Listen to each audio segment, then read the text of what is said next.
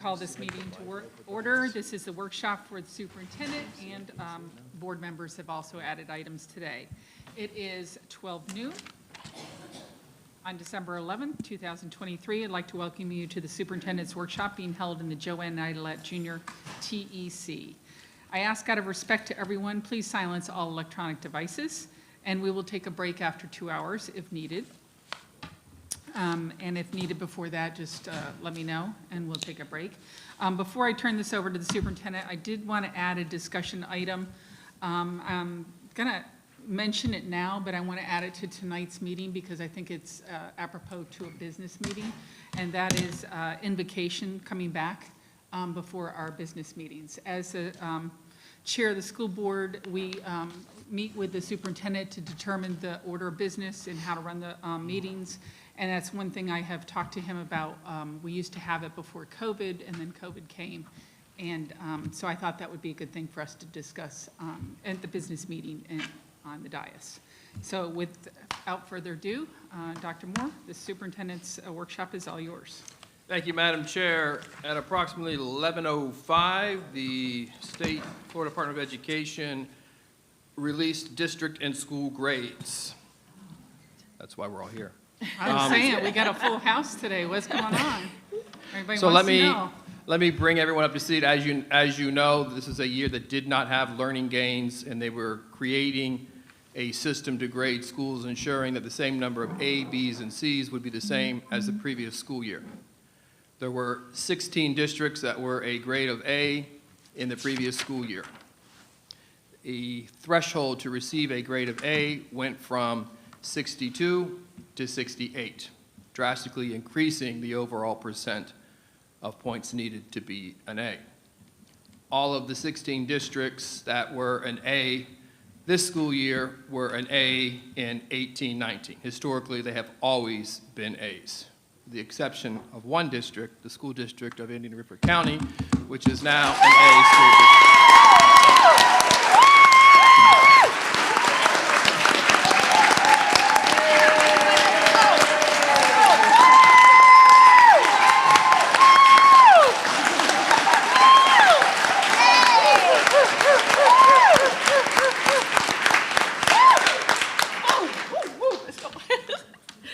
Okay.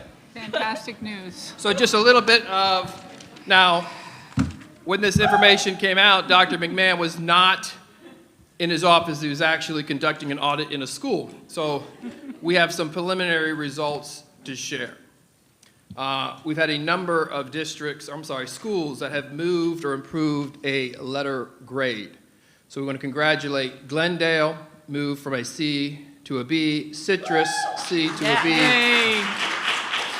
Pelican Island, little old Pelican Island is now a B. And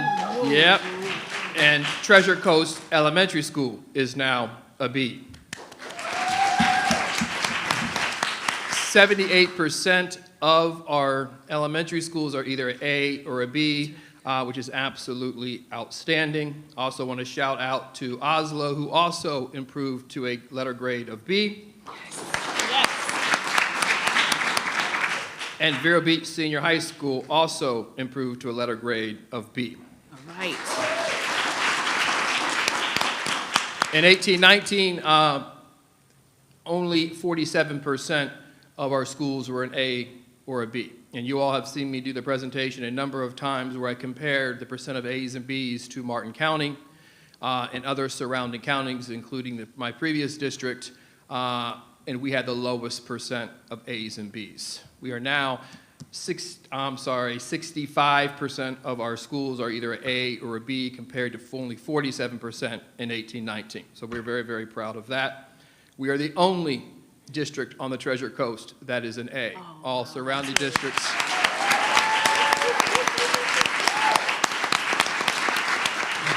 All surrounding districts are a B or below.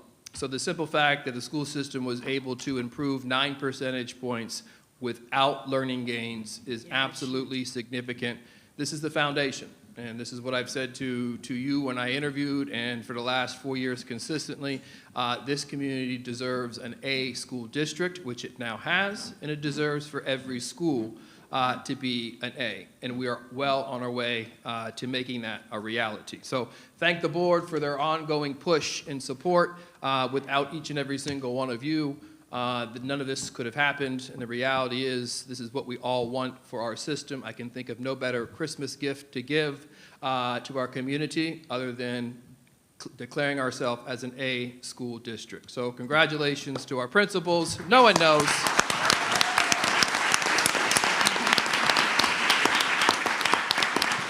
And just for the record, the information was embargoed till noon.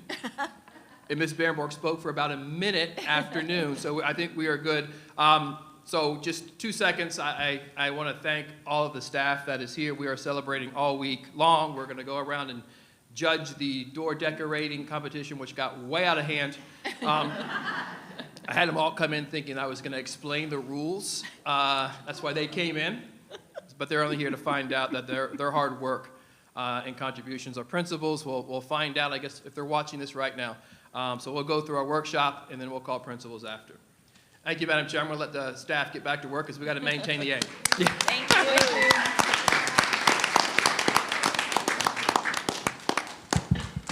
Big thanks to all the staff members who made that come true. Thank you. Absolutely. Well, very exciting way to start our workshop today. Thank you. Absolutely. Now, we do have a couple items. I think the first item will be presented by Ms. Becerra, and followed by Mr. Green has 2 items. Ms. Becerra, the floor is yours. Thank you. Good afternoon. That is a great way to start the day. So full of excitement now and motivation. Through the chair, all board members were briefed about our process for our media center to purchase and continue to curate their collection of books. This was a new process that started in August of this past year. This is the second round where schools can submit their list of books that have been vetted by their schools, by their SAC committees, by their principal, and then forwarded to you for final approval. I will turn the floor over to Dr. Shafty to explain the process that each school went through, and we are looking for you to approve their book list so they can begin to make their purchases. Thank you. Thank you. Through the chair, we have 3 elementary schools who are seeking consideration to purchase books for their library media center. 2 out of the schools actually took their books before their SAC committee last year, but with the change in principals, the new principals wanted to make sure that they exercise their due diligence, so they actually returned to SAC, and the new principals of 2 of the elementary schools vetted the books again.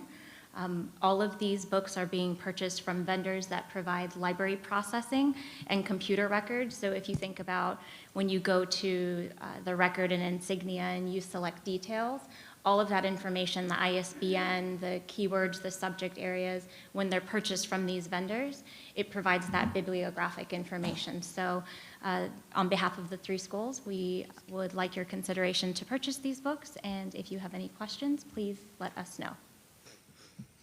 Okay, board members, anyone have a comment? Ms. Rosario. I just had a follow-up. I know you and I talked about this, about the Follett. There was one school, I think it was Treasure Coast, I'm trying to pull it up here, that was purchasing their books from Follett. We no longer use Follett. Have you had a follow-up as to, what's happening there? Yes, ma'am. So Follett was our library management system, and we transitioned to Insignia, which is our library management system. However, Follett Destiny is the management system. Follett Tidal Wave is the inventory or the library processing portion of the company, similar to other vendors. So the purchase from there would still be allowable as a district-approved vendor without it being our library management system. All right, so I think almost all of the books that we had concerns with came from Follett from before. So I just wanted I know I'm just with an extra caution. I just want to throw in an extra caution to Follett and the books that they recommend, and that we don't just fall to any of the books that they recommend for the reasons why we were in the situation that we were in.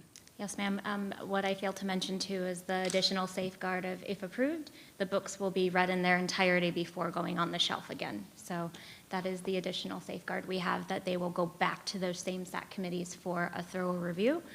I believe historically we ran into issues with the purchasing of bundles with some of the books, and these are very unique individual copies on the purchase list that have been vetted. I do have another follow-up, if that's okay. Something that I don't think that we've talked about is having SAC committees trained in the same library training as the media center specialists. If they're the ones who are going to be reading the books in its entirety, I think that's something that we need to address before these books are ordered. Yes, ma'am. Before any purchases go through, they go through the same state training, the SAC committee as a whole. All SAC committees? Okay. All right, thank you. You're welcome. Anyone else? Just one comment.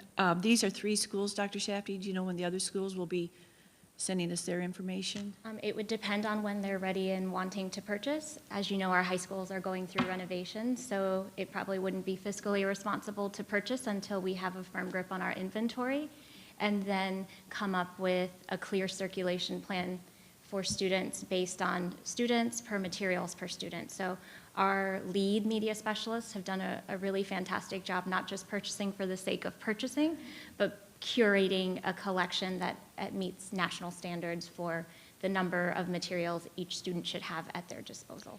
And just a comment about Splash River High School. I know I went there twice. I wasn't there on the opening, but kids are very excited. They said they feel like they're on a college campus. And when does that renovation again start for Vero Beach High School? We've already had a preliminary meeting with the principal to establish his vision for that space, and we look forward to moving expeditiously through that process. Thank you. Anyone else? We're good? Okay. All right, ladies and gentlemen, for the first time presenting at workshop, Mr. Bruce Green. Thank you, Dr. Moore. To the chair, 2 items we've briefed in the board briefings. The first one is Come on, rookie. 2 items we briefed previously. One is a renewal. The first one is a renewal of a contract in 2020. The district put out an ITB, or invitation to bid, for HVAC mechanical repairs. The max spend of $300,000 a year. That award contract expires on December 14th of this year. It had 2 optional 1-year renewals. This item is to leverage the first renewal, and that locks in our 2020 pricing. I've looked at the hourly rates, and it is extremely low from 2020. It's a very good contract to lock in. We're recommending renewal of that contract.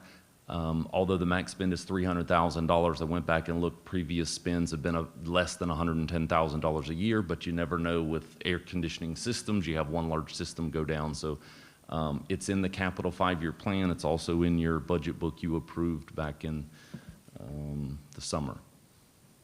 Any questions? Anyone have a question about HVAC systems? No, we're good. Thank you. The second item is a routine item. It's just surplus some items. In this case, it's construction paper. I remember having to order construction paper from the warehouse, and you had to write a check to Office Depot. It took you a long time. So we beefed up our warehouse with a lot of supplies, and that worked for many years. Now, schools have P-card purchasing cards where they get reimbursement on that. It's like a credit card. They have Amazon. They have online Office Depot, online Staples. So this construction paper has been sitting in the warehouse, not circulating to schools. So we are surplusing that. We will not be disposing of it because much of it is usable. We will then be divvying that out to the schools for their use, but not charging their budget. That's why we surplus it. Yeah, I was going to ask a question about that because I hate to see almost $5,000 wasted. So that is going to go out to the schools. Absolutely. Our Okay. teachers first and then other schools. Okay. Anyone else? We're good.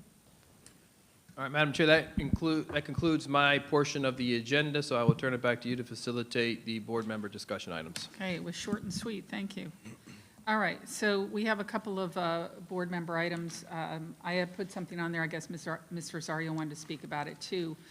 There were several items that I attended over at FSBA. This is actually under D as well, so I'm just going to bring up this one as a separate item now, and then I'll go back to D with all the others. But one of the things that we attended at least some of us, was the deregulation session. Did everybody attend that? Just curious. Okay. It was interesting. There are some bills that are already coming through. SB 7004 is one that Superintendent has attached to this item, and there are 2 House bills. So as we know, the Senate and the House have different versions of bills, and as they come together towards the end of session or somewhere in the middle of the session, they agree to whatever the final bill is going to be that they both can agree on. They are a little different. The 2 House bills are a little different than the Senate bill, but they're interesting to look at. It's kind of like a correction of things that happens a lot when you have laws go into effect. They realize how it affects different groups, and then they come up with different ways to kind of correct things. And it's interesting to watch. There are also some, part of the deregulation is to add some items.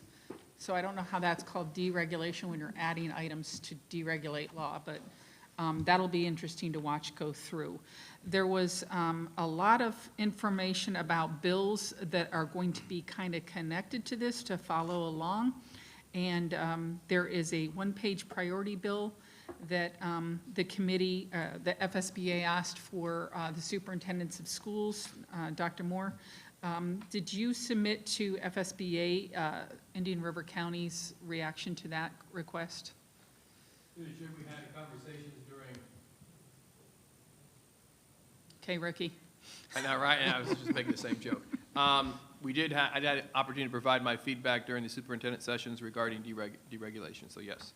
Okay, but there was something that FSBA specifically asked for feedback from each district, and they asked for the superintendents to be sending that. Did you do that on behalf of Indian We did that River? collectively as a whole during the conference. Okay, I wanted to make sure that Danielle Thomas at FSBA was aware of that. Okay. Okay, all right. With that, Ms. Rosario, do you want to add anything to that? Yeah, Dr. Moore, what did you send over? I didn't send anything, it was just conversation that we had during the meetings with superintendents regarding deregulation. Oh, I thought you just said you sent it over while you were there. We provided our feedback as a group of superintendents regarding deregulation. Okay, so just verbal feedback, not, you Correct. didn't mail or email Nope. anything. So there's a couple of things here on the deregulation. I mean, this proposed bill, it's 52 pages, so it's tremendous. There's so many things in here. It's hard to pick apart all of it or say that one item is more important than the other. However, there are 2 items that have been a concern that have been brought up as concerned items. Danielle Thomas also suggested, and I don't know if this is what Mrs. Berenberg was mentioning, but that the board submit by email to her by that Friday, which is now long overdue, our feedback by email. It wasn't just a verbal feedback, it was by email, let us know what items are your concerns or what items you are supporting or you're not supporting based on the presentation that she provided. There were 2 items that caught my attention. One of them has to deal with the physical education requirement.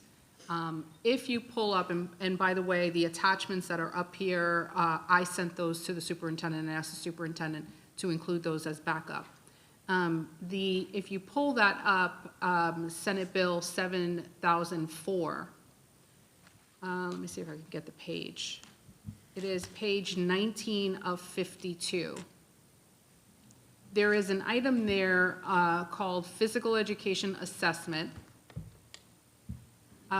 What we have now is a requirement for physical education that is, there are 2 parts to it. There is the part that has to deal with instructional physical education, where a teacher is giving direct instruction for PE requirements. There are a certain number of minutes that are required for that, for the instructional piece. It's 150 minutes of physical education every week for students in kindergarten through grade 5. And then, middle school gets a little different. So elementary school, 150 minutes of direct instruction in PE. kindergarten through grade 5. In addition to that, the statute, as it stands right now, states that students are supposed to have 20 minutes, 100 minutes a week. Sorry, it's 100 minutes a week for free play, free recess play, non-instructional, go out on the playground, climb the monkey bars, have fun, sweat it out, and then come back. The recommendation for that has been 20 minutes a day. So 20 minutes a day times 5 days a week, that's your 100 minutes per week requirement for recess, for free play recess. This new deregulation bill is actually, oh, and by the way, that's supposed to be consecutive. So as it stands right now, it's 20 minutes consecutive per day. 20 minutes each day consecutively. The new language in the new deregulation Senate bill is actually suggesting that they take out the consecutive. So you can have 20 minutes a day at random. Well, who decides what that 20 minutes is? There's several issues that I have with that. Does the teacher decide that? And then if the teacher decides that, does that mean that the kid will only get 5 minutes here, 5 minutes there, 5 minutes there, 10 minutes here? That's not free play. That's not recess. That's not going out on the monkey bars and sweating it out. Children need to play. They need free time to get those juices going so that their brain can function and they can recoup, come back in, and get started again. There is plenty of research out there connecting physical activity and brain research. And if there is physical activity with the children, obviously endorphins get kicked up, high, they're happier, they're healthier, and so on and so forth. I do not believe that the consecutive should be removed. I think the consecutive should stay in there. I think that is so important that I would love for this board to support sending a letter or something, whatever we can do, to advocate to keep the 20 minutes in there. So that's one of the reasons why I have that here. The other reason, the other concern that I have is really, I think, clarifying or asking for clarification with regard to the algebra requirements. So if you go to page, let's see if I can get that, please, 14 of 52. 14 of 52 tells us in section B, actually in section A and B, that the standard for a high school diploma course and assessment requirement for A, it's regarding the ELA requirement, and what they're suggesting is to remove the requirement for students in grade 10 to earn ELA, to have the ELA assessment for high school graduation or a high school diploma, which is odd to me. So they have actually struck out this following sentence. It reads, a student must pass the statewide standardized grade 10 ELA assessment or earn a concordance score in order to earn a standard high school diploma. And that's just odd to me. Why would we remove that as a graduation requirement when we know ELA is so critical? The same thing with algebra. So if you come down to B, the cross out, or the sentence that has been crossed out states, a student must pass the statewide standardized Algebra 1 EOC assessment or earn a competitive score in order to earn a standard high school diploma. So are we removing ELA and Algebra 1 from high school requirements? But then when you keep reading, sorry, I'm almost done. Then when you keep reading, there's still the algebra requirement there. Algebra 1 is written in the following that strikeout. So I don't know who has some information on this, but those are two items that I certainly would not recommend that we support being removed. Dr. Moore? Yeah, before he answers that, I wanted to talk about the PE requirement, because there was something brought up in the session I attended about the PE requirement, because I was concerned about that, having been a person that has a major in PE, and I know the necessity of having kids move around and play. I like that part. The only thing that was brought up was a lot of districts still have shortened released Wednesdays, and that's where they were having a hard time fitting in the requirement of the consecutive 20 minutes. So that was why they removed the word consecutive. That's what the clarification I got when that was brought up in our session. So I just wanted to put that out there. I understand that. I don't know how that could be reworded to protect those consecutive minutes. I would assume that our district would hold that safe, and we can only control our district. We're looking at legislation, and we can control what our district does. So I think that's one thing that we should say to our superintendent, however this is worded, we would like this. Okay? So go ahead, Dr. Moore. Yeah, through the chair, to take the second question first, which is the assessment. So what this is striking is the requirement of the ELA assessment that you must pass in order to graduate in grade 10. You always take that course in grade 10. As well as Algebra 1. They are requirements for graduation. So we hear our teachers having to struggle about teaching to the test all the time. I evaluate what is needed. Is simply those lines being removed, ultimately remove the requirement for that assessment in order to receive a high school diploma. In terms of So the student still has to take those courses? Yes, you still have to take Okay. Algebra 1. The progression of courses does not modify. It just eliminates the students, as you know, as we're preparing for graduation rates, one of the biggest barriers that keeps a child from graduating would be that math assessment or that ELA assessment. And they would withdraw and go to a school that doesn't have that particular requirement to go on to graduate. It was a tremendous obstacle coming from Miami. The number of students who had only been in the country 5, 6, 7 years flew through the math, but ultimately still trying to master the language, couldn't ultimately graduate even though they were an A or B student. So I think that's what they're trying to address with that language.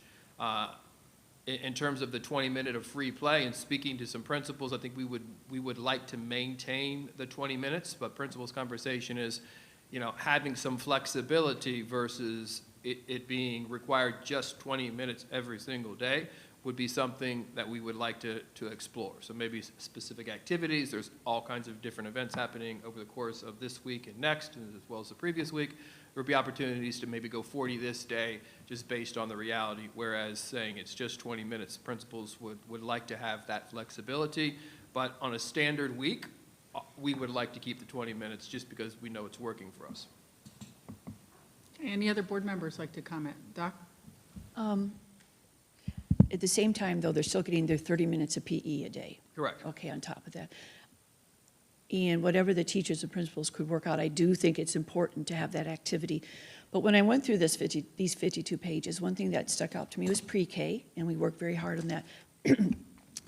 And one of the underlined paragraphs, if you will, said, a student who did not attend the school year voluntarily pre-K education program and lacks access to summer pre-K in the county in which he or she resides is eligible to enroll in the summer reading camp provided by the district school board under the statute. We already do that, correct? We have that. I mean, it's like, you can't come here because what we see from Ms. Flood quite a bit, we need more rooms or stuff for pre-K. So I want to make sure we're good on that. End of course exams, interesting. We'll have to take a look at that. That one caught my eye. But as a former high school principal, we'd have students getting A's and B's in algebra and still struggled because of their test taking and so forth, so hopefully we can look at that. And one other thing, Dr. Moore, the promotion to grade 4 or the 3rd grade tests, when parents in elementary work with the teachers and the principal as far as promotion, if the parent wants a promotion and the school doesn't, how do we work that out? Ms. Becerra, high school principal here.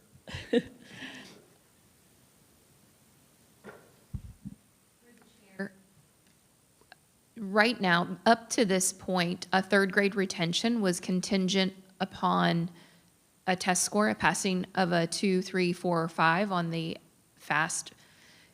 other alternative tests, the SAT 10, they could get a concordance score through a state-approved curriculum test. So there were multiple avenues through that, but at the end of the day, it did not matter. If they could not pass one of those opportunities, then according to state statute in the past, they would be a student who was retained. They offered several good cause options. This language in this bill seems to change that now, where it is more of a discussion between parents and school officials. And we welcome that. We think between our teachers and our parents, they often know these children better than a state assessment. Thank you. I was just looking into the future and how we'll do that. Thank you. That's it, Ms. Berenberg. Anyone else want to comment on that? Because I do want to comment on something about that. Right now, do charter schools, if a student fails third grade in a charter school, are they subject to that same law? Okay. How about private schools? No. So one thing I have learned from being a principal of an elementary school was when a student didn't pass in third grade, if the parent was very, very upset about it, they would move them to a private school for a year and then bring them back the year after that to the regular grade they wanted them. So it was kind of like bypassing the law by going out to a private school. That still could take place, correct? Correct. Yeah, see, and that's putting an undue burden on a parent, and yet not, and this is part of why it's called deregulation, is to try to make it even for playing field for public school and private school. Okay. Anyone else? Yeah, I don't know if we've come to a conclusion on this. Maybe it's still part of discussion. I know what they are recommending to strike this out, but as a school district, Dr. Moore, what would your preference be? To remove these requirements? It's not my preference. I don't want to dumb down the experience, the graduation requirements. I really don't. But I do understand that there are some students, especially your ELL students, who can't pass, but why not have an alternative for them? They don't have to take the same test. In New York, back then, there were Regents exams. If you were an ELL student, you weren't required to take the Regents exams, you were required to take something else. Right. Something equivalent to your level, your grade, and what you could do, your ability. But we don't seem to have that here in Florida. It's either all or nothing. As a school system with graduating our students into the real world, does this make sense to you?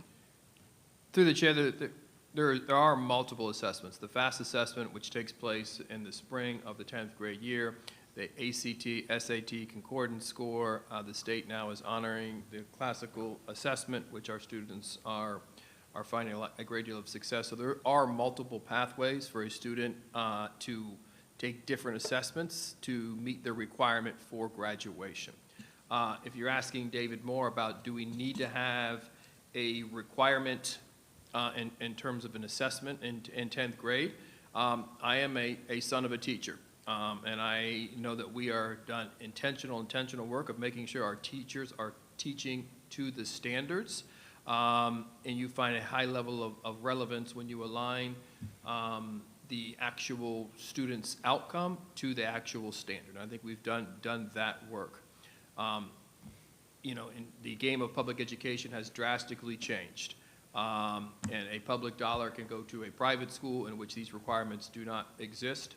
And we want to be able to compete. And at the end of the day, I do not think this is a gatekeeper or improves the quality of instruction. I think we're down to about 11 states who are still grading districts in school grades. The research has been extremely clear that it's not necessarily something that improves instruction like a good quality teacher does. So that would be my opinion. Okay. All right. So moving on. The second item we have is 4B is secondary school start times. So there was a session at FSBA on start times. And I attended it. I guess Ms. Rosario attended it because she has her name on here too. Did anyone else attend that session? Okay. It was quite interesting. The one I attended was a panel of couple of different districts and representative from each of those districts that had already started late school times this year. And they were discussing the challenges and the solutions that they came up with. It was interesting to listen to. Most of it was challenging. And there was also some talk that might come up again in this legislative session, that it might be revisited. So my thought was, just like with other things like adopting books, we kind of put it off on the burner till the year after to watch what happens with legislature. I think this was a good move on our part to put it off, to wait and see kind of where the dust settles and what we're doing. So I think one of the things there were several things that came up in that session that I thought were interesting. Some of the challenges were the supervision of students, especially the young students, the community partners, and how that affects them financially and burdened with trying to get enough staff in place, especially to watch children that of younger ages for the times that they need to be watched. Elementary kids at bus stops in the dark came up as a huge problem. High school and middle school activities were all affected because of the times moving back. That caused a lot of activities to go away or cease in operation because of low numbers. So solutions, they came up, they developed more programs for before school and after school, depending on where the shifts were for buses and how they did that. They had to totally revamp their bus transportation system and how they ran the buses. They had to purchase new buses, so there was a lot of cost to this. And that's not a solution, but that became part of the solution because of that, but it wound up being a huge cost. Breakfast had to be changed, all kinds of things. They had to meet with all their partner providers to plan ahead. So that was one thing they suggested for superintendents looking down the road, is to start meeting with other planned officials of your partners, like Big Brother or Big Sister, any of those groups that help support schools, Gifford Youth Activity Center, to say, if our times were here, how would that affect you? And how would we be able to move this forward? So giving a couple options. So one thing they said that was really good is they came up with 3 or 4 different options for times. And then they started working towards those option times to say, how would this affect things? And looking at the positives and negatives of all that. Athletic schedules were a huge issue because some schools don't start late and some schools are starting late. And that caused a huge issue with their schedules. They had to cancel a bunch of activities because of they were late times, but the other schools they competed against weren't. So starting later on this is actually beneficial because all of that's already kind of been vetted before you're jumping into the game.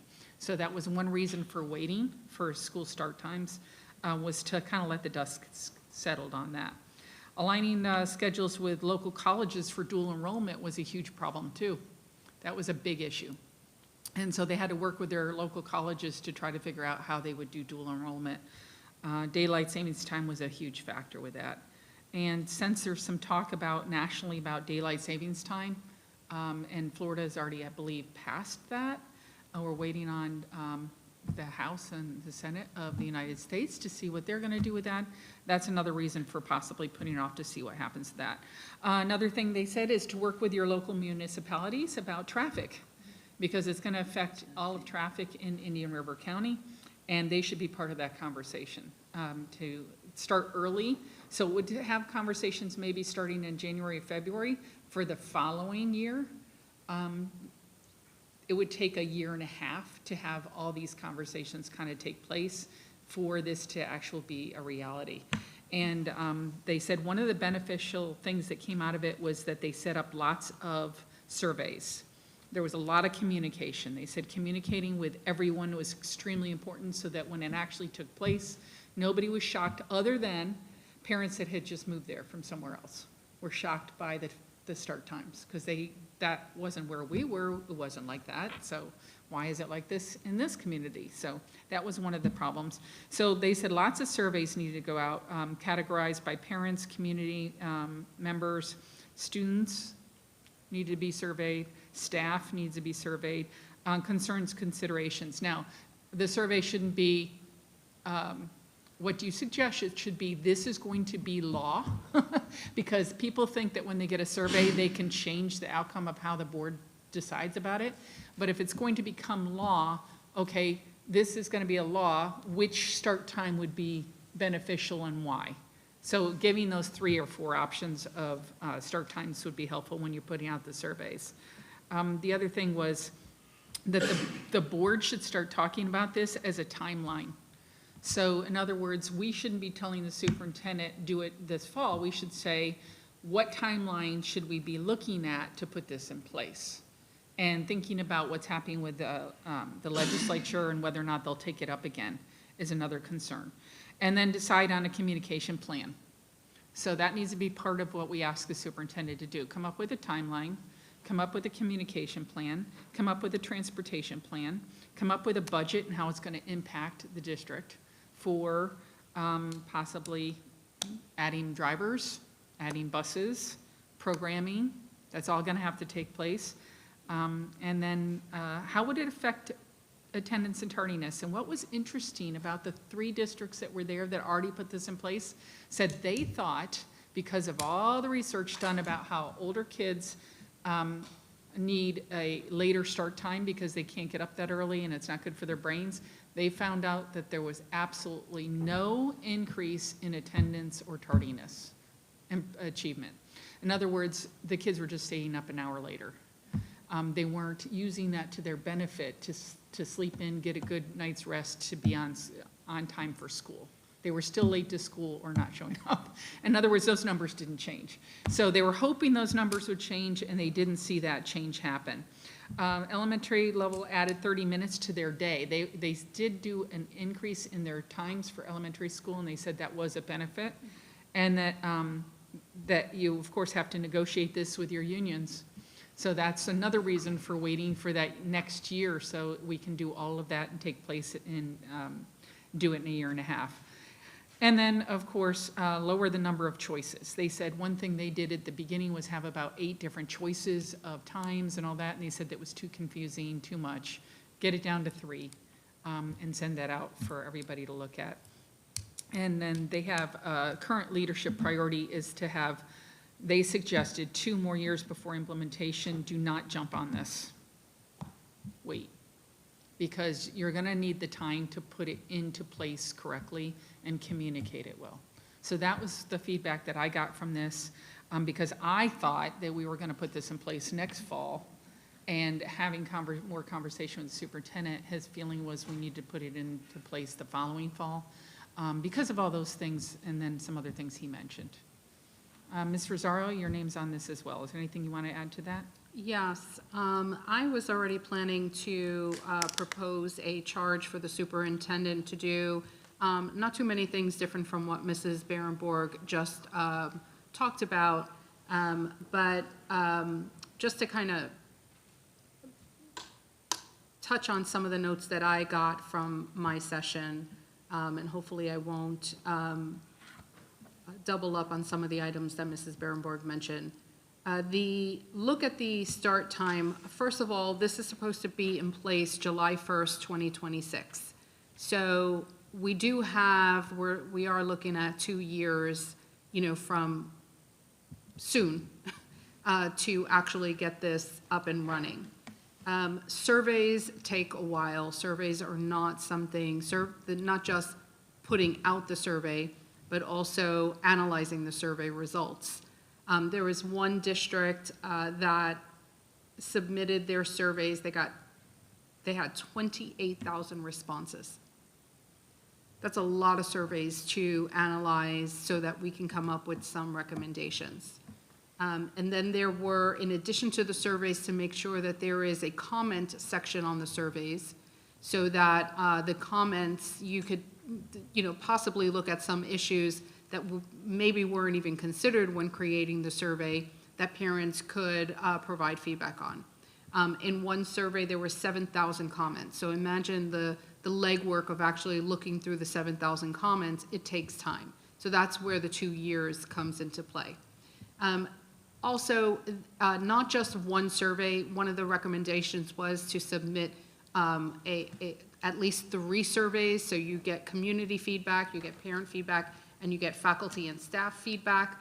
And this way, the district can parse through the different viewpoints of these surveys and what the surveys ask each constituent group would be, vastly different. If we were to, and that of course would include the local municipalities, what are some of the things that we need to keep in mind when we are talking about our crossing guards, when we're talking about where to put bus signs?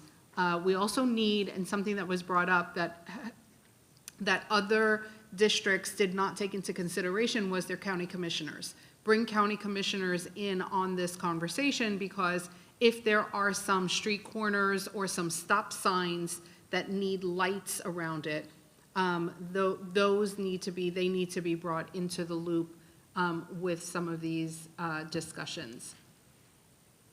Let me see, Hillsborough County. Hillsborough County has already done this. Their survey had 58,000 responses. And one of the suggestions is that we don't have to recreate the wheel. We can just call up Hillsborough and see what their surveys look like and kind of go from there. Something that I want to add to this charge for the superintendent, and mostly for Mr. Bruce Green, is a full transportation cost analysis.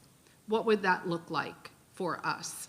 How would that affect us financially with, in different scenarios? Obviously, we don't know what choice we're going to choose at this point, but guesstimating or estimating or whatever you would do with this cost analysis, provide that for us with the charge, when we charge a superintendent, whenever that would come back to us, so that we can actually provide full, thorough responses to the cost analysis, and then to the plan that the superintendent would bring forward, obviously including a timeline and the communication plan for sure, the transportation routes, and within that, I would like to see a plan for engaging the community in town halls, focus groups, marketing there needs to be a marketing campaign as well.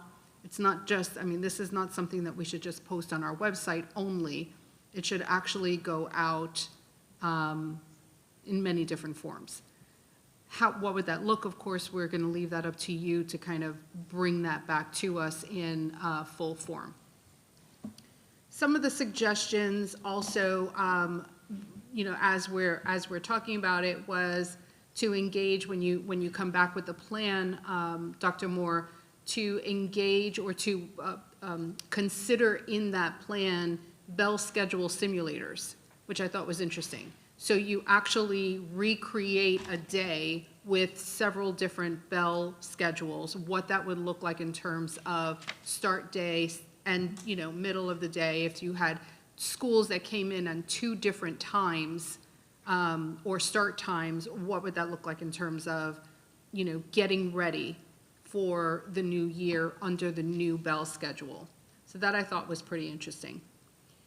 Something else that was brought up, if you're moving your high schools later in the day, to start later in the day, what would happen with your after-school sports and after-school clubs, their training sessions? So here's one thing that a couple of districts are doing that I thought was pretty interesting. And I'm just going to piggyback a little bit on the previous comment with regard to the focus groups. Do not forget also our after-school clubs that usually meet 3:30. We now need to bring them into the loop as well, the Boys and Girls Club, GYAC, Velocity Gymnastics, or any of these small businesses that have after-school programs, karate, all of that stuff, and kind of bring them in the loop and explain what needs to happen. Ask them to not start at 3:30, ask them to please start later so that our kids have time to get to them. So I'm going to come back to the sports clubs, the sports and the clubs after school. What some of the school districts did is they moved most of their after-school clubs and activities to earlier during the day, right? So instead of so school starts at 8:30 for middle school, 8 o'clock for middle school. High school is not supposed to start until 8:30. Maybe PE will start at 7. Maybe football practice will start at 7 a.m. before the school day, and then the school day starts at 8:30, something like that. Also, clubs would start in the morning, kids would have time to have lunch. Maybe there's a zero period, like Dr. Moore mentioned earlier in a conversation with me. But here's why that's important. Why I think that's important to consider is what some of the other districts are doing is they're calling those early morning buses activity buses. So the activity buses would fill up with kids who want to come earlier during the day, not mandated. This is optional, obviously. And that would release the load of transportation, scheduling, and bus routes later on in the morning, or the later morning hours.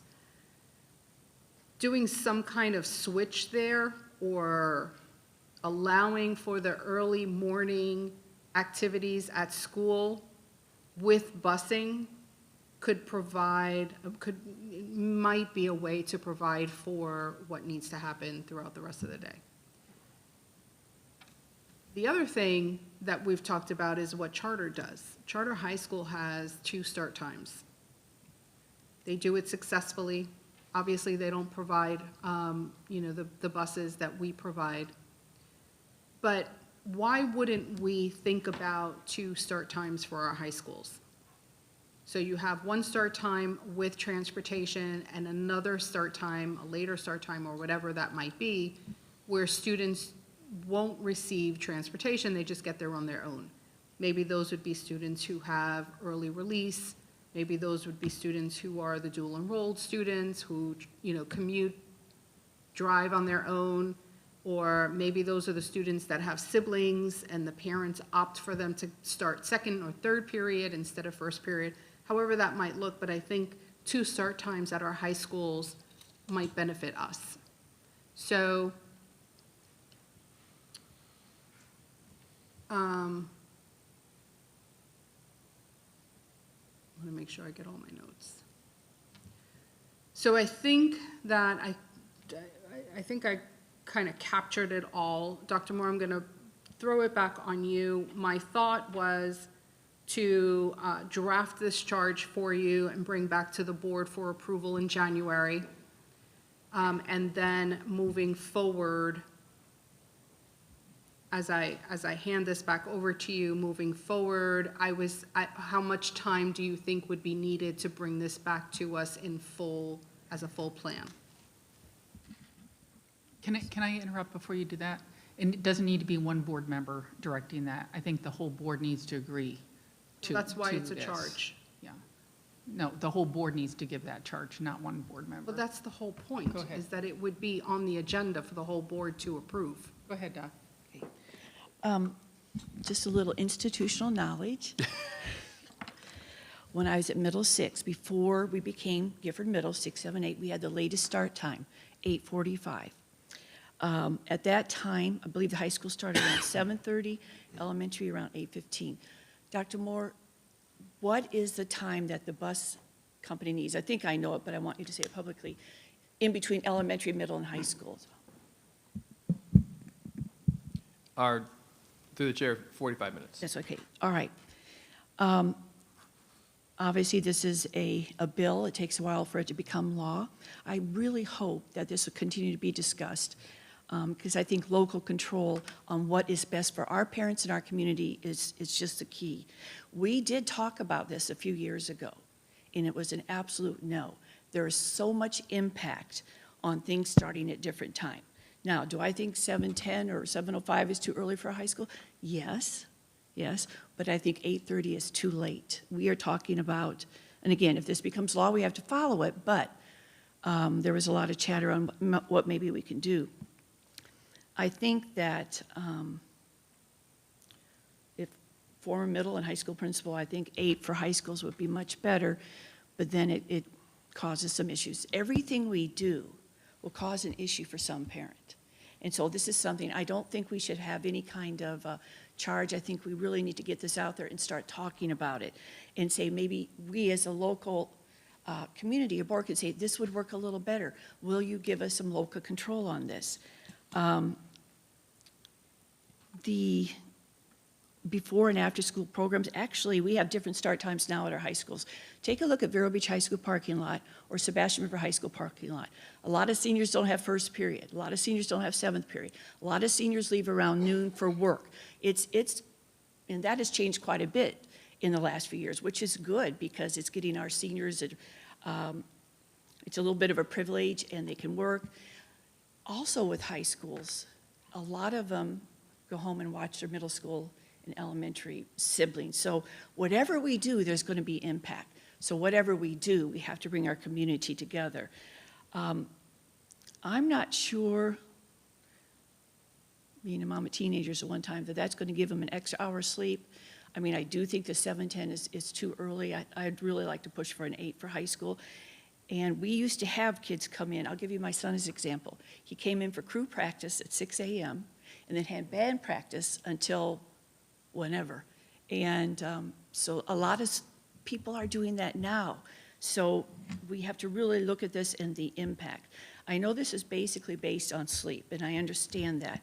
But we really need to bring, if this is going to become law, after all the bills get together, the House and the Senate, we really have to talk to our community about this because the impact of, just think about elementary parents who have to drop off to go to work, or the impact of high school students and middle school students not being there to watch. So this is a lot to talk about before we move any kind of charge. And once we see that it's kind of going to roll this way, well, we've got to get together with our community. Thank you. Dr. Posca? Yeah, I would just agree with pretty much what you guys are saying. You know, there's basically an infinite number of potential unintended consequences whenever you're changing something like this in this big of a system. So we need to take our time and look closely at the details and figure out which stakeholders it's going to affect and how it's going to affect and get their feedback. But certainly we should analyze this and look at it. Ditto. Okay. Ditto and ditto. One thing I'm going to ask is, I think one thing that we can all agree on is timeline, is giving us a timeline of what should happen when. And the other thing that I think we can all agree on, and correct me if I'm wrong about this, is the budget impact. And I think that's important right away because as we talk to legislators about if you're going to bring this back up and discuss it further in the legislature, this is what the numbers are that are going to impact us. If it's not going to be any impact financially, that's good. But if it is, that's fine. You're going to put this on school districts, but please help us fund it. Because I think that's always the issue, is there's a mandate and it's not funded. And so I'm okay with it. If we do this, please fund it. And I think they need to know what it's going to cost us. They do.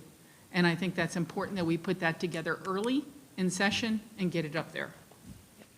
Can everybody agree to those things, Yeah, timeline and I would agree impact? with that. In general, I don't like unfunded bills. No. So, if this is going to create a cost for us, we should let them know and let them know that's not okay.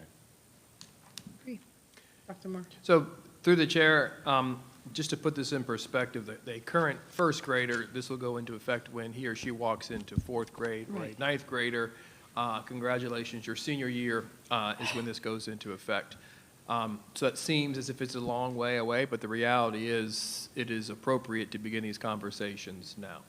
So putting together a timeline for the board that includes everything in which you've communicated, I think is appropriate. I think based on that, I would be appreciative of any feedback that you may have. And I don't think having that, January, February is too much to ask because it's a specific timeline. I can tell you some things right off the bat. You've lost local control. So as you move through your roles as board members, there's going to be a lot of frustrated people who don't have childcare for their son or daughter because it was the older sibling who provided that care, and that becomes an additional cost. So I'm going to say it as many times as fold, you are upholding state law. It's not a law in which you all have created, or a policy in which you all have created. It will come at significant cost. One of the things that we have done to minimize cost is to be efficient as possible in the running of routes. So we've maintained a fleet of buses, as you recall. Instead of buying 10 buses, we reduced the number of buses. We're going to have to increase the number of buses. And what do you need to make a bus work? A bus driver, which comes with a salary where we need to continue to increase that salary as much as possible because, you know, it's not an easy job, as well as the benefits. So having that cost to advocate whether we continue to do this. Our goal internally in those conversations, as well as putting together just the impact of changing every street sign that goes out, is significant. So we've had a number of meetings to timeline this out. Our goal was to have this communicated, receive feedback both from the board and the community. So when we began the 24-25 school year, the 25-26 school year, that information was available. Right. So people knew in 1 year from now, this is the new start time. And that's plenty of time to communicate and do the remaining steps of the plan. But I will definitely put together that information, provide that to the board, and then put it back on a discussion item to receive your feedback. Thank you. Okay, can we get that on January's discussion then? No. For superintendent's discussion? I mean, putting together the timeline is. Just the timeline, yeah. It's fine, yes. Okay, how about budget impact? Budget impact I can give you tentative. Okay, you know, like gross numbers, we Yeah. don't need small numbers, like, what's the impact going to be so that a legislator knows, hey, please fund this? Yes. Okay. Ms. Rosario? Yeah, it would benefit us to have it codified together so that we don't parse out, you know, you're doing this here and this here and this here. Bringing it together so that it's a more cohesive plan would be better for all of us and would be a better way of communicating to the public that these are all the issues that the superintendent is looking into, or these are all of the components, elements of this discussion that the superintendent is looking into. I think that is a better way for us to be able to do that.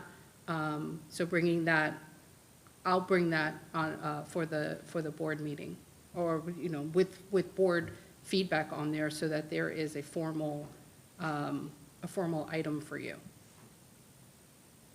I'm not asking, I'm putting it on the next,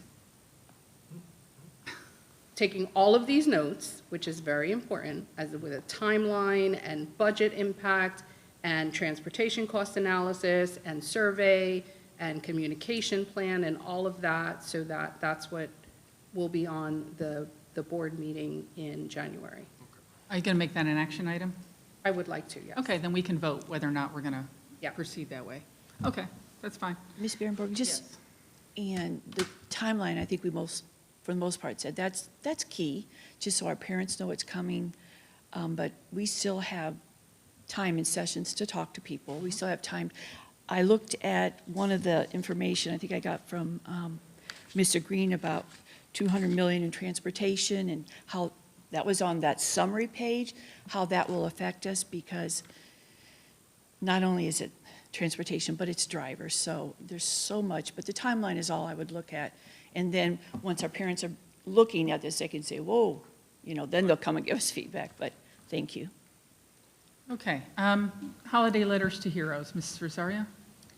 Yes, let me pull that up.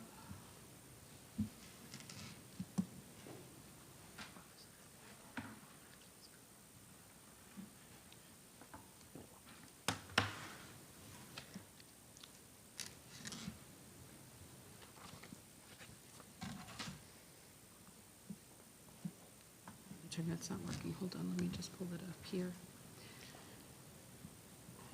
Okay, so holiday letters to heroes.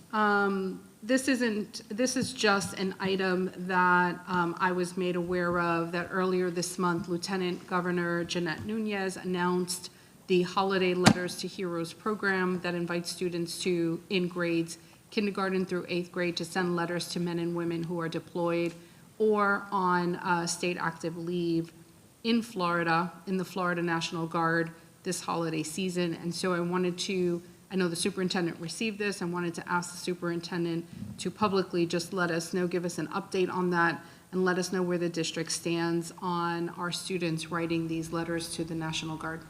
Absolutely. I'll have Ms. Maddox respond.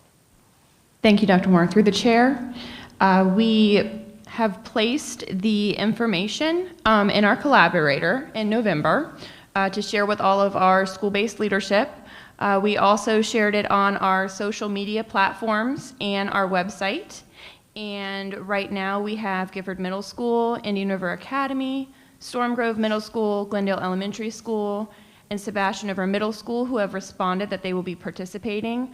In addition to the individual schools, we've shared this with our community members on our social media platforms in hopes that children and students within our community will also do that individually and send those letters in. And we've provided the address for the letters as well.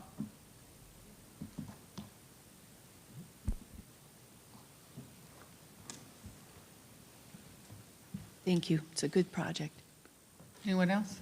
Comment about it? Okay.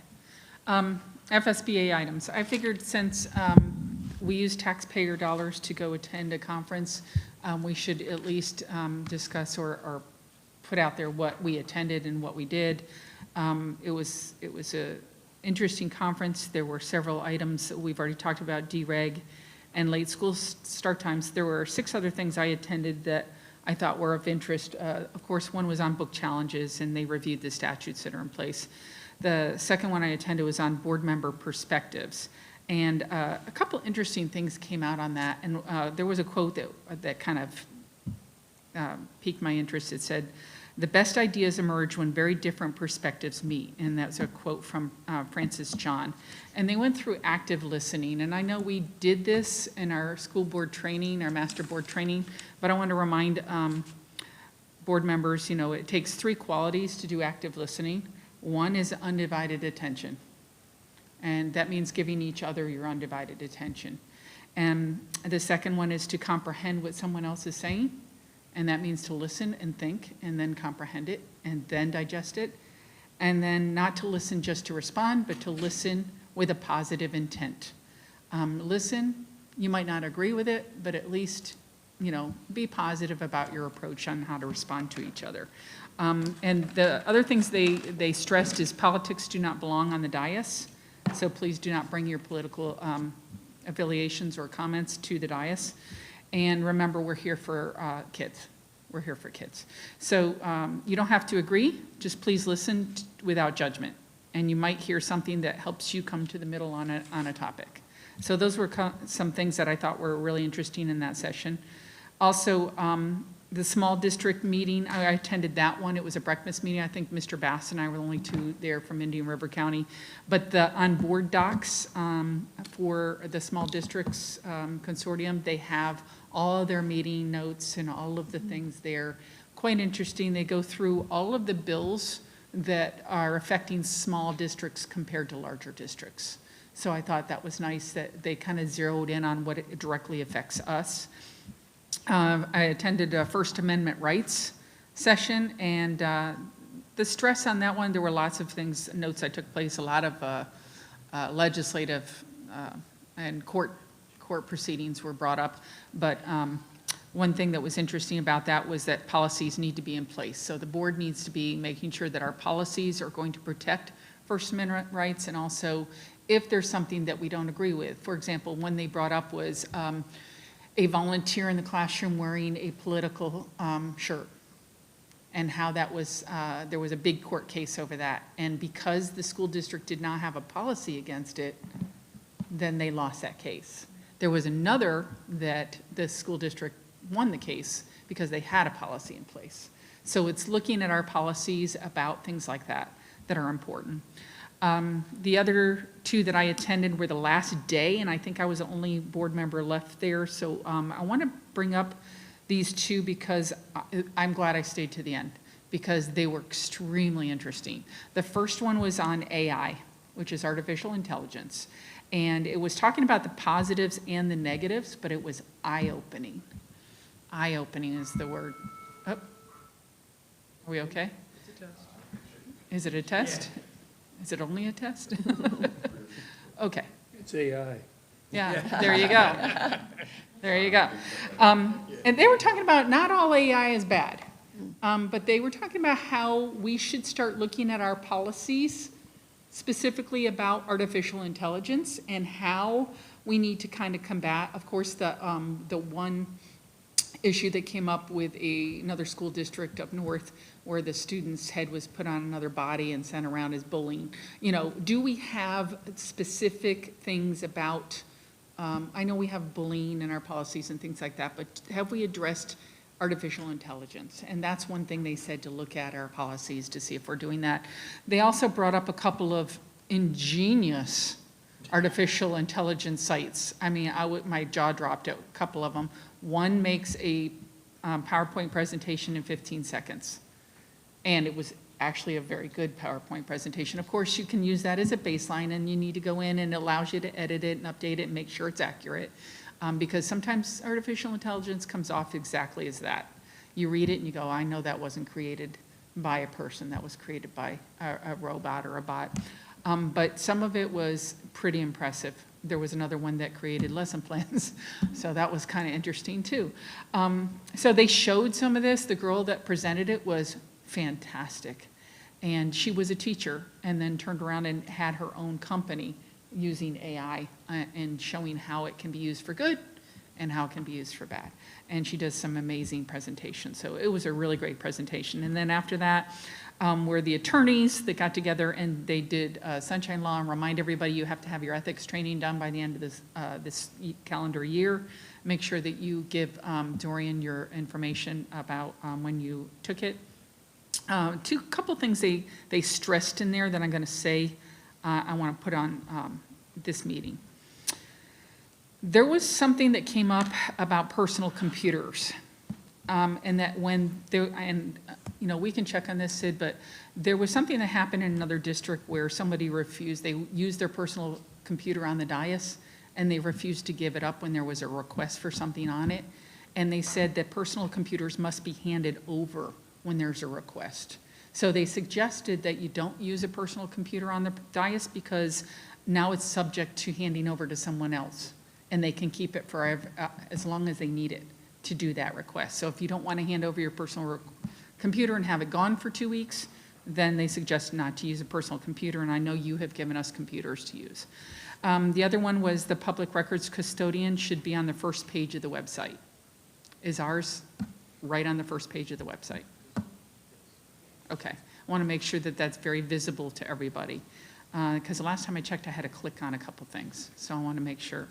The other thing, shade meetings can only be taking place in person. You cannot attend anymore over remotely. That changed back because of COVID. We went to that, and then it has to be, you have to be in person for a shade meeting. And then one-way communications. This was stressed over and over and over again, that board executive assistant should be the only one sending out board communications. That we should not be sending a reply to all, and we should not be sending anybody invites to anything. And I know a couple of invitations were sent out this week by board members. So we have to be very, very careful about what we do, because that is subject to interpretation by other people of whether or not we're breaking sunshine, and we have to be very, very careful with that. So those were just some comments that were made during those sessions. Did anybody attend any other sessions or want to make a comment about one? Doc? One that was really positive, it dealt with career tech in our transition programs like we have at Wabasso. And we'll see those fundraisers come out from Wabasso a few times, and they're working on transition for their students from 18 to 22. It was really good information. It was a high school in Duval County. So, and we're doing several things where our students go out and work, but always I'm thinking to myself, where will they go afterwards, after 22? Got a couple things in River County, but it was good, and I have good information on that. English language learners, and then another one dealt with kind of like workman's comp, and we have information on that. But you know, if teachers feel like they're being assaulted or something like that, and that was pretty good as far as, again, all the documentation that has to take place. But the one that I really and our general sessions were good too, but the one that I thought was really important that I think we can improve upon with Wabasso is, where do our kids go after that? after they graduate. And we have a couple companies that work with our students quite a bit. We even had that at Splash River High School with our students who were mainstreamed, and but always looking to get other companies to help. And those students are very successful there in those areas. So, and Ms. Barrymore, thank you for sharing that information too, especially with AI. Well, the AI one will be on board docs on the FSBA website. So go to the FSBA website and you can look on their board docs and get it. Anyone else? Yes, Just Mr. a Barefoot. follow-on to Mrs. Berenborg's comments about AI. We're fortunate in this community to have some investment management partnerships who invest heavily in technology and in particular AI and related topics. I happen to sit on the advisory board of one of those limited partnerships, private equity partnerships. It might be worthwhile, and it's something to think about, that we could, and they do invest, or certainly look at investing in applications that relate to education. And it might be worthwhile to think about whether we could offer or get them to participate in some sort of a panel discussion, forum, whatever you want to call it, and invite, the public, people that are interested in what the impact of AI, at least from the perspective of this group of people, on education, whether it's at the elementary or middle or high school level, or even at the college level.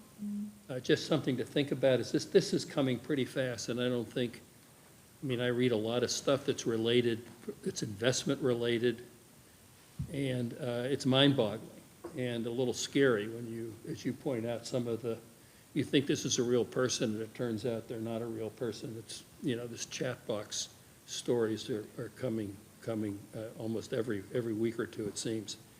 So that's one thing we might take advantage of the community and some of the expertise we have in the community, if in fact you all thought that would be worthwhile to sponsor something like that down the road. I'm sorry, Ms. Barrymore.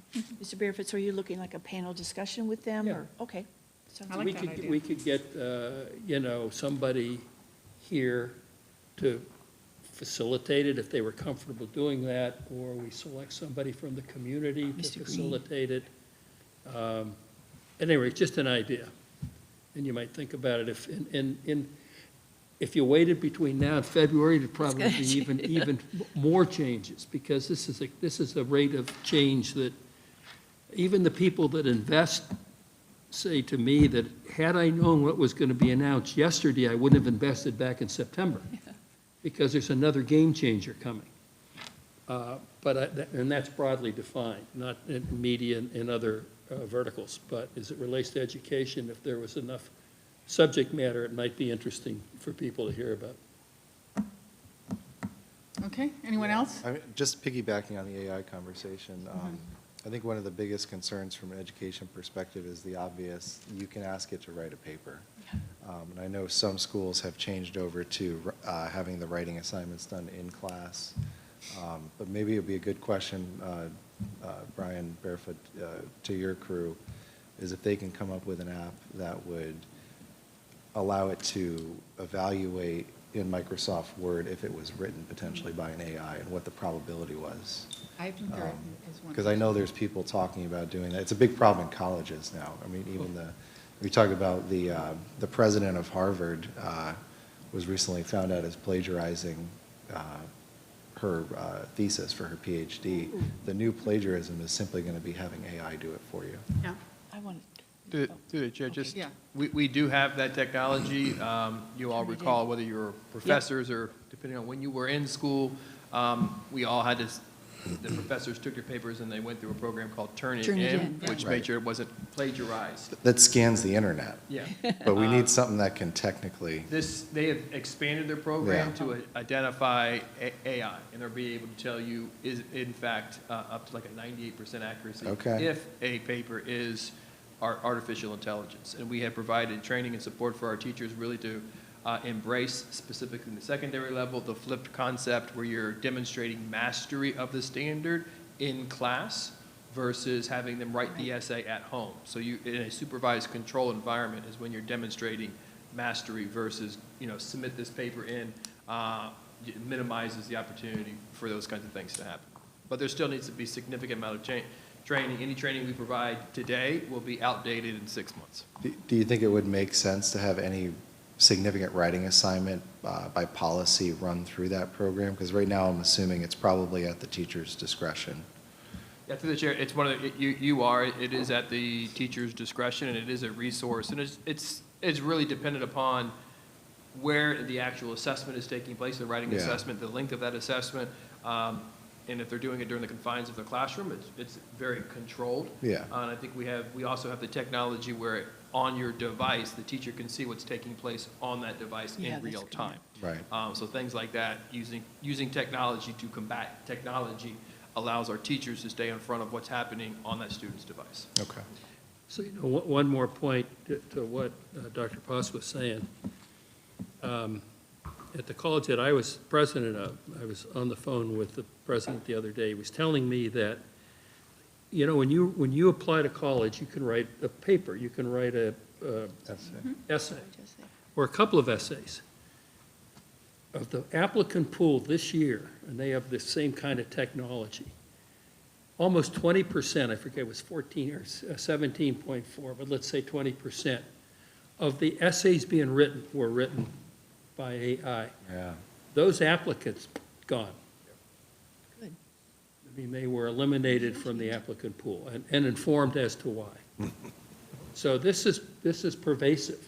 I mean, think about, I don't know, not being a doctor, I have a daughter who's a doctor, but medical school, the manner you could scam, taking the MCATs, for example, to even get into medical school. I mean, I can't imagine how this could really create a credibility problem. And people turn out to, we already know they're not who they appear to be often enough. Yeah. In real life, can you imagine how this could impact, Yeah. your perception, either pro or con, of someone? That's really a little scary. Yes, go ahead. I just have to tell one story. Turn it in, and teacher brought it to me at Sebastian River High School 15 years ago. I met with the teacher and the student. I said, "You didn't do the work." He said, "I know." I said, "So you're not, this is a 0, and we'll call your parents and so forth." He said, "But Doc, I bought it. It's mine." See, that's, okay, anybody get this here? That was the thinking, like, "Well, I bought it, it's mine." So there are a lot of situations going on with this, but also as an old English teacher, 99.9% of the time, I could tell that student didn't write it. So, but it's going to be more pervasive as we see, so that's. Well, you bring up a good point. Are we teaching ethics? Because I think this needs to be part of the ethics training that we're teaching kids. Is it ethical because you bought something to turn it in as yours? At what point do we need to make sure that we're telling kids before they get in this trouble of not being able to get into college of their choice or whatever else? And we're in the job of teaching. So are we teaching kids the ethics behind artificial intelligence? Well, I think it's important to note that it's not going away. And the reality is we need to be vigilant in making sure we teach students how to use it as a tool when in fact appropriate. It should not replace a student's learning, but a student should be able to use it as a tool or resource in an ethical manner. I've given this example a number of times. My brother is a partner in a law firm, and 25% of the paralegals released. And they released the paralegals simply because artificial intelligence can do the research. The ones they kept were the ones who had the skills of taking the research and making it applicable to the specific case and making the argument, refining the argument. So there are practical applications in the real world that we need to be able to make sure as this intelligence continues to grow, that our students don't find themselves pursuing a career or a profession that will be eliminated based on the intelligence. So it's getting in front of it. Yeah, one thing that was discussed in this was about school boards. What can we do? And I think you touched on it too, was, should we have a policy enacted about AI and how it's used in our classrooms and how students are allowed to use it and how they're not? And if we need to turn it in for every teacher, should there be a policy about that? You know, I think that's the question is, do we need to start putting some policies in place for dealing with this so that we're not chasing it afterwards? We're kind of getting it, doing it in front of it. So my immediate response to that, I think it should be addressed within the code of conduct. Okay. And that is in fact a policy that comes before the board every year to be approved. We just had our first meeting last Monday, Eric, last Tuesday, the nights blur together. But that might be the opportunity to look at what we have in So terms can of you do that? cheating and add very specific information to artificial intelligence. Okay, so in our next student code of conduct, could you bring that up as one of the items that they And discuss? how about reminding the parents? I mean, we already know how parents will quote-unquote help their child. Oh, science fair, sorry. Oh, don't get me started on I mean, that. the parents, it's like a lot of things, it starts at home. Right. So the parents ought to be aware, if they're not already, of the potential ramifications of using AI improperly. And you don't want to get yourself a reputation, whether it's formal or informal, of someone who's looking to get an edge by doing something that's less than ethical, let's put it Yes. that way. Mrs. Rosario? So I was at that conference, at that session also, and the presentation was really attractive. So for the person like myself, who I am very cautious about AI, I've always been cautious about it. I know that it's creeping up upon us. I also know that there are educational institutions countrywide who are asking for a pause button on AI because it is taking off, you know, like a bat out of hell, when the people behind it are not actually trained enough to handle the growth of AI. But what was interesting was the excitement behind it. It's like, oh, you have to do this, you know, look at what it can do. And it can do all these great things, but there's always someone behind the scenes entering the information for this computer system to think and it doesn't even think, but to generate the information that it generates. Someone's got to input that somewhere. Where does this computer system or this platform get the ability to recreate an entire PowerPoint just at the, you know, just by entering a few keywords? It's scary to think that these things can happen. One of the research articles that I read recently, and I can't even remember which one it was on this particular concern about AI, was that It's okay, buddy. So cute. Don't worry. All good. that's We're okay. almost done here. Hey, buddy, was that the actual AI platforms, wherever it is, even though it can write essays and compositions or research papers, the people that are receiving it are not actually able to verify whether what was created by AI was actual plagiarism. And so at that point, it's past the turn-in point. And so, you know, how do you, as a student, how do you justify or how do you advocate for yourself with your professor and say, well, I didn't create that, the computer system did? You know, it becomes greater than just the actual platform itself, especially when people are involved. I mean, now we have Grammarly. Grammarly works just as easy, right? But what scares me is we're not creating people who can write papers on their own, who can create grammatical sentences on their own, who can edit those sentences on their own. One of the things that the presenter mentioned was this new job that is called prompt engineering, which is so ridiculous. It's ridiculous. It's the person, like, you have to create your students for the future, and your students have to be prompt engineers. So what does that mean? They just have to know how to enter the prompt into the AI system so the AI system can create the PowerPoint or the essay or the research. Really? Like, that's what we're wanting to graduate as prompt engineers. I'd rather graduate the students who can write the entire research paper themselves than become prompt engineers.